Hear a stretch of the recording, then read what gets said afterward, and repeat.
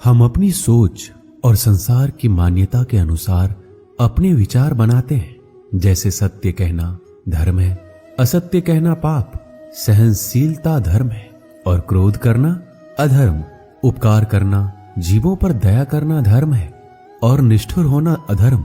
परंतु क्या यही सत्य है? क्या कभी कभी परिस्थितियां इन आवेशों को उल्टा नहीं कर देती? करती है। यदि इस संसार में कुछ धर्म है, कुछ पुण्य है, कुछ महान है, तो वह है परिस्थिति के अनुसार चलना। जटायु याद है आपको, जिन्होंने रावण पर क्रोध किया था, उस पर आक्रमण किया था। उस समय जटायु का क्रोध पाप नहीं था, वो धर्म था। इसलिए अंत में उन्हें भगवान राम की गोद मिली। और कुछ ऐसे भी होते हैं जो धर्म को सहनशीलता समझकर हर अन्याय को सहते हैं और अंत में वो बाणों की सैया पाते हैं। यदि कोई पशु या व्यक्ति अकारण आक्रमण करके किसी निर्दोष के प्राण लेने की चेष्टा करे तो उसके रक्षा हेतु उसका वध कर देना पाप नहीं, समय की मांग है। क्योंकि आक्रमण भी आत्मरक्षण ही है। यदि किसी दुष्ट की सहायता करने से सामान्य मनुष्य को कष्ट पहुंचे, पीड़ा पहुंचे, तो उसे सहायता ना देना ही धर्म है। अकारण क्रोध अस्वीकार्य है, परंतु यदि क्रोध से कुछ शुभ हो तो क्रोध और दंड भी धर्म ही है। संसार का सबसे बड़ा पाप क्या है? संसार का सबसे बड़ा पाप है किसी निर्बल को सताना, और संसार का सबसे बड़ा दंड भी उस निर्बल के मुख से निकली हाय है। श्री कृष्ण कहते हैं, आपने लोहार को लोहा पिघलाते हुए तो जरूर देखा होगा, और ये लोहा पिघलता है इस चमड़ी की बनी धौनकी से निकली हवा से। जरा आप सोचिए, एक मृत पशुओं की खाल से बनी धौनकी इतने कठोर लोहे को भस्म कर सकती है। ठीक उसी प्रकार आप चाहे जितने भी शक्तिशाली क्यों ना हो, यदि आपने किसी निर्दोष, किसी निर्बल को सताया तो उसके मन से निकली हाय और उसका श्राप आपके जीवन को भस्म कर सकता है। श्री कृष्ण कहते हैं, जगत में प्रत्येक व्यक्ति को किसी न किसी प्रकार की निर्बलता अवश्य होती है। जैसे कोई बहुत तेजी से दौड़ नहीं पाता, तो कोई अधिक भार नहीं उठा पाता, कोई असाध्य रोग से पीड़ित रहता है, तो कोई पढ़े हुए पाठों को स्मरण में नहीं रख पाता। ऐसे अनेकों उदाहरण और भी हैं। क्या आप किसी ऐसे व्यक्ति को जानते हैं जिसे सब कुछ प्राप्त हो और हम जीवन की उस एक निर्बलता को जीवन का केंद्र मानकर जीते हैं? हृदय में दुख और असंतोष दोनों सदा रहते हैं। निर्बलता मनुष्य को जन्म से अथवा संयोग से प्राप्त होती है, किंतु उस निर्बलता को मनुष्य अपने ही मन की मर्यादा बना लेते हैं।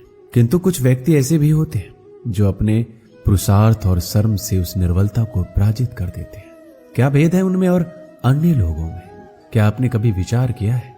सरल सा उत्तर है इसका, जो व्यक्ति निर्बलता से पराजित नहीं होता, जो पुरुषार्थ करने का साहस रखता है, हृदय में वो निर्बलता को पार कर जाता है। अर्थात निर्बलता अवश्य ईश्वर देता है, किंतु मर्यादा मनुष्य का मन ही निर्मित करता है। श्री कृष्ण कहते हैं, द्वंद्व दो मनुष्य के मध्य होता है, परंतु विजय सदैव एक ही मनुष्य को मिलती है। जबकि समान रूप से दोनों शक्तिशाली होते हैं और दोनों व्यक्ति समान ज्ञान प्राप्त करते हैं, लेकिन सफलता एक को ही मिलती है। इसका कारण क्या है? मान लो दो प्रकार के लोहे होते हैं, एक ठंडा, एक गर्म। कभी सोचा है, लोहकार लोहे को लोहे से ही काटता है, परंतु सदैव ठंडा लोहा ही गर्म लोहे को काट पाता है। और यही नीति मनुष्यों पर भी लागू होती है। जब युद्ध होता है तो जिसके मन में ईर्ष्या होती है, जलन होती है, आक्रोश होता है, वह गर्म लोहे के समान है। और जिसका मन शांत होता है, जिसका मन संयम से बंधा होता है, वो ठंडे लोहे के समान है। और वहीं ईर्ष्या और द्वेष गर्म लोहे को काट सकता है। इसलिए यदि जीवन के संग्राम में विजय प्राप्त करनी है तो अपने मन को शांत रखें, क्योंकि गर्म लोहे की भांति ईर्ष्या और क्रोध जैसे भाव को रखने वाला मनुष्य सदैव शांत स्वभाव के मनुष्य के समक्ष निर्बल पड़ जाते हैं। शक्ति ईर्ष्या और क्रोध में नहीं, शांति और संयम में है। आपने कभी न कभी योद्धा को युद्ध की तैयारी करते हुए जरूर देखा होगा। वही युद्ध जो ज्वालामुखी की भांति कभी भी फट सकता है। युद्ध वही जीतता है जो युद्ध में व्यतीत होने वाले समय से अधिक समय युद्ध की तैयारी में लगाता है।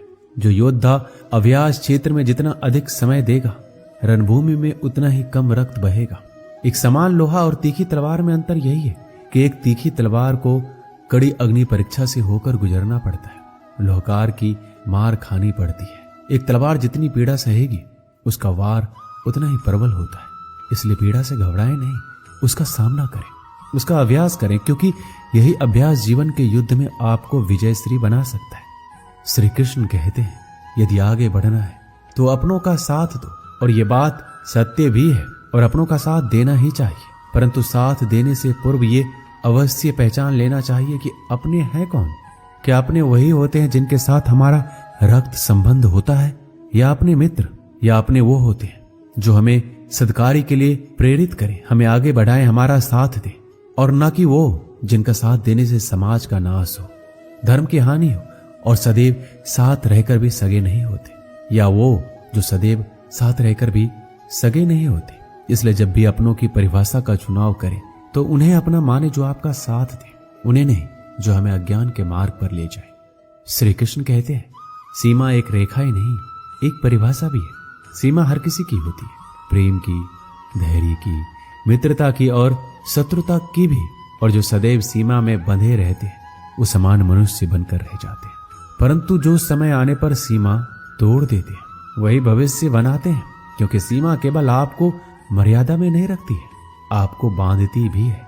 अब यह आप पर, मुझ पर, हम सब पर निर्भर करता है कि ये कौन सी सीमाएं हमें बांधती है और कौन सी सीमाएं शक्ति के नए मार्ग समक्ष आती है। इसलिए सीमाएं में जो कर सकते हो उससे अधिक करने का प्रयत्न करो, तभी नई सीमाएं बना पाओगे। श्री कृष्ण कहते हैं, जब मेघ छाते हैं तो क्या होता है, अंधकार छा जाता है। मेघ गरजते हैं, बिजलियां कड़कती है, वर्षा होती है। सभी पशु अपने आश्रय स्थल पर जाकर छिप जाते हैं, मनुष्य अपने घरों की ओर दौड़ते हैं और सभी पक्षी अपने घोंसलों में जाकर छिप जाते हैं। परंतु एक जीव है जो गरजते मेघों की कड़कती बिजलियों को, भारी वर्षा को भी हरा देता है।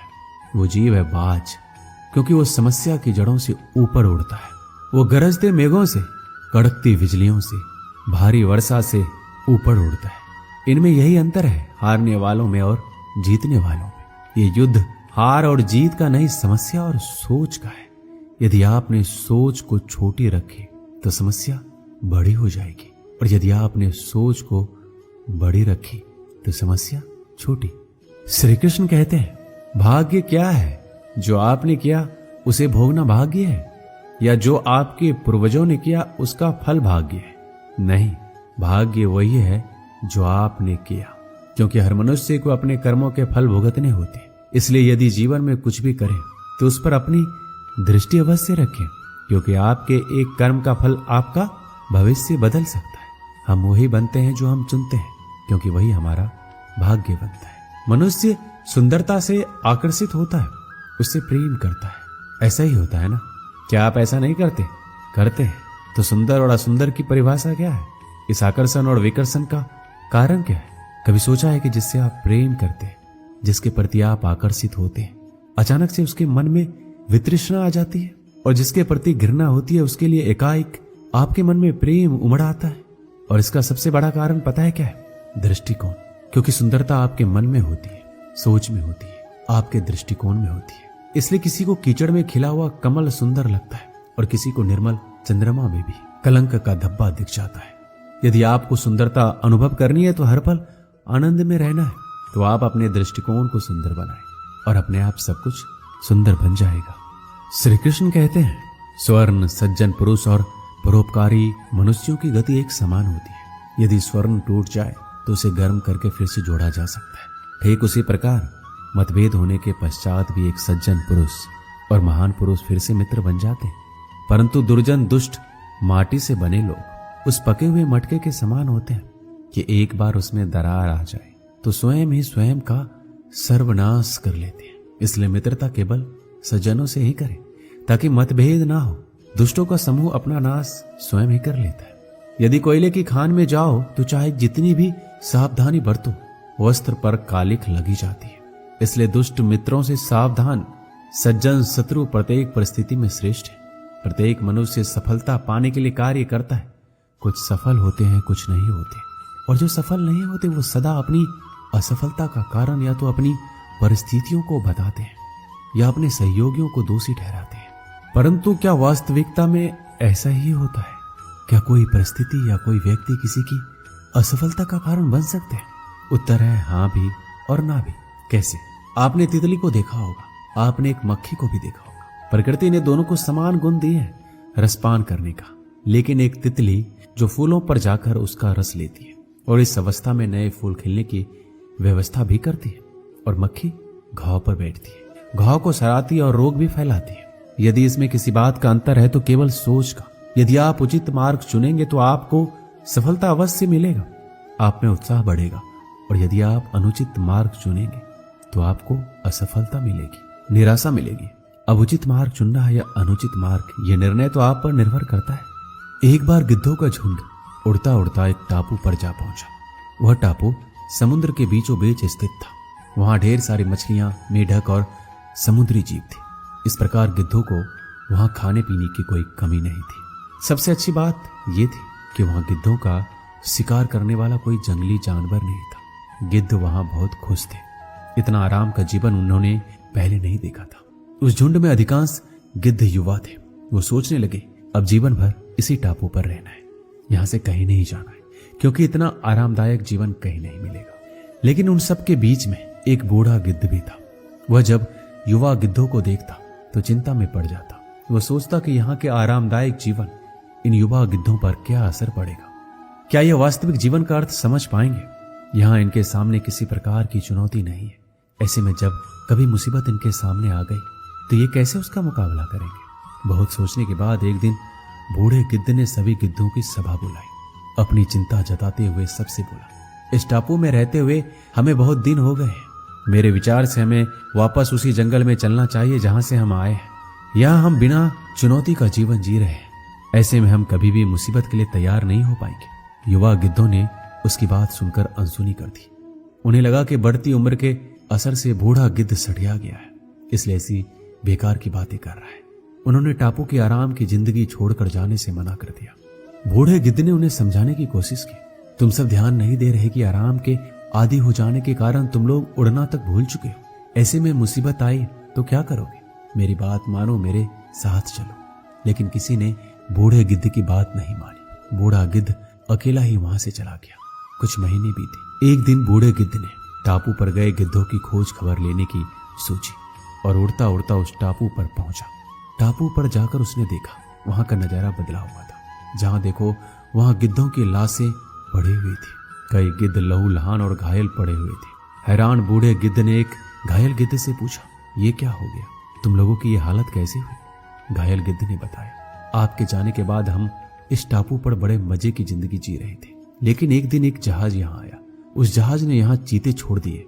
शुरू में तो उन चीतों ने हमें कुछ नहीं किया, लेकिन कुछ दिनों बाद जब उन्हें आभास हुआ कि हम उड़ना भूल चुके हैं, हमारे पंजे और नाखून इतने कमजोर पड़ गए हैं, हम तो किसी पर हमला भी नहीं कर सकते, ना ही अपना बचाव कर सकते, तो उन्होंने एक एक करके मार कर खाना शुरू कर दिया। उनके ही कारण हमारा यह हाल है। शायद आपकी बात ना मानने का यह फल हमें मिला है। दोस्तों, हमें इस कहानी से क्या सीख मिलती है। अक्सर हम कंफर्ट जोन में जाने के बाद उससे बाहर आ पाना मुश्किल होता है। ऐसे में चुनौतियां आने पर उसका सामना कर पाना आसान नहीं होता। इसलिए कभी भी कंफर्ट जोन में जाकर खुश ना हो जाए। खुद को हमेशा चुनौती देते रहे और मुसीबत के लिए तैयार रहे। जब तक आप चुनौती का सामना करते रहेंगे तो आप हमेशा आगे बढ़ते रहेंगे। दोस्तों, इस वीडियो में बस इतना ही। मिलते हैं अगली वीडियो में। अपना ख्याल रखिएगा। जय श्री कृष्ण।